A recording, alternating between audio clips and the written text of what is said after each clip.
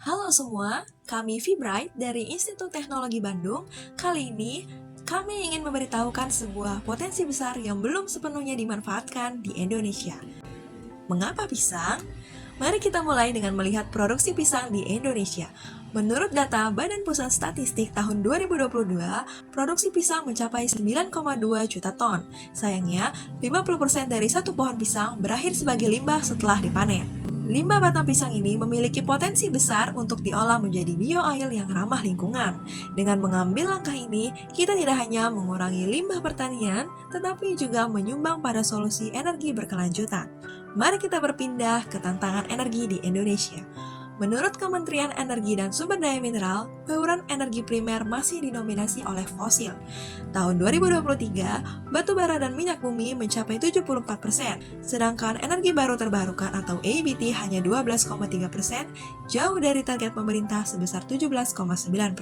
Dalam menghadapi masalah energi dan lingkungan, perlu adanya solusi inovatif. Pisang bukan hanya buah yang populer, tetapi juga dapat dimanfaatkan sebagai kunci dalam transformasi energi dan pengelolaan limbah.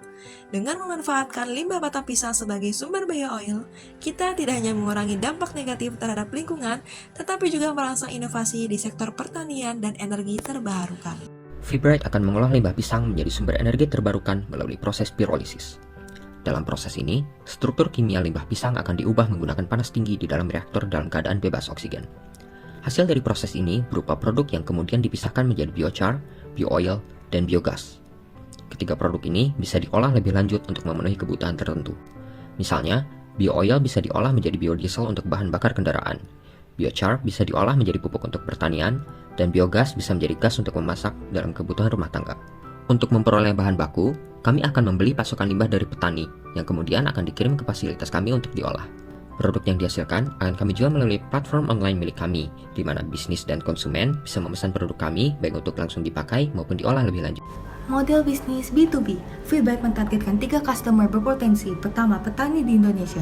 Dikutip dari berita Kompas, menurut Menteri Pertanian Bapak Amran Sulaiman, mengkhawatirkan bahwa semenjak awal Januari 2024, subsidi dari pemerintah hanya mencapai 4,9 juta, yang dianggap masih kurang mencukupi. Beliau juga menegaskan bahwa harga pupuk naik sebesar 235,85% di awal tahun 2024. Vibright menghadirkan kemudahan bagi para petani Indonesia dengan produk biochar yang otentik sebagai alternatif pupuk yang jauh lebih baik. Selain itu, Vibright juga berencana untuk menjalin kerjasama dengan Genta Organik untuk mewujudkan kesejahteraan petani dan peningkatan kualitas produk pertanian yang jauh lebih baik. Kedua, pabrik dan industri manufaktur. Menurut berita usaha, ada 5 kawasan industrial terbesar. 2 diantaranya memiliki jumlah perusahaan yang jauh lebih besar dibandingkan yang lain, antara lain Cikarang dan Karawang. Maka dari itu, Vibright akan mentargetkan perusahaan-perusahaan yang ada di 2 lokasi tersebut sebagai konsumen potensialnya. Terakhir adalah pedagang bensin eceran. Model bisnis B2C. Vibright mentargetkan 2 konsumen berpotensi. Pertama, masyarakat umum yang memiliki kompor gas dan pemanas air. Vibright akan mempromosikan produk biogas kepada mereka melalui sosial media dan website resmi, di mana bisa memesan dan antar melalui website tersebut. Kedua, pemilik tunggal, kendaraan motor dan truk. Kami percaya bahwa mereka adalah target konsumen yang cocok untuk produk biofuel kami yang mampu menurunkan risiko kehausan mesin jangka pendek berdasarkan penelitian dari Penn State University. Sumber pendapatan Vibright ada 4. Yang pertama, program royalty Brighten Your Day, menawarkan promo dan hadiah eksklusif dari Vibright ke pelanggan. Kedua, kemitraan. Kemitraan yang dijalin oleh 3 pihak. Yang pertama, JNE menghadirkan banyak potongan diskon shipping ke pulau lain. Kedua, Genta Organik, dan ketiga, pabrik manufaktur agar Vibright dapat menjadi supplier bahan baku utama. Yang ketiga, ada distribusi regional, dan yang terakhir ada penjualan produk secara offline maupun online melalui website resmi Vibright. Kementerian SDM Indonesia mentargetkan sebesar 23% peningkatan pada penggunaan energi baru terbarukan pada awal tahun 2025. Saatnya berkolaborasi untuk menciptakan solusi berkelanjutan.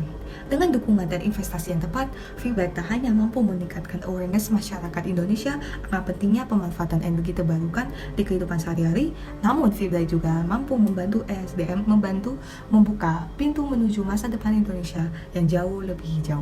Teman-teman, kita sudah sampai di penghujung video. Terima kasih sudah mendengarkan. Vibright, canangkan dunia ramah lingkungan.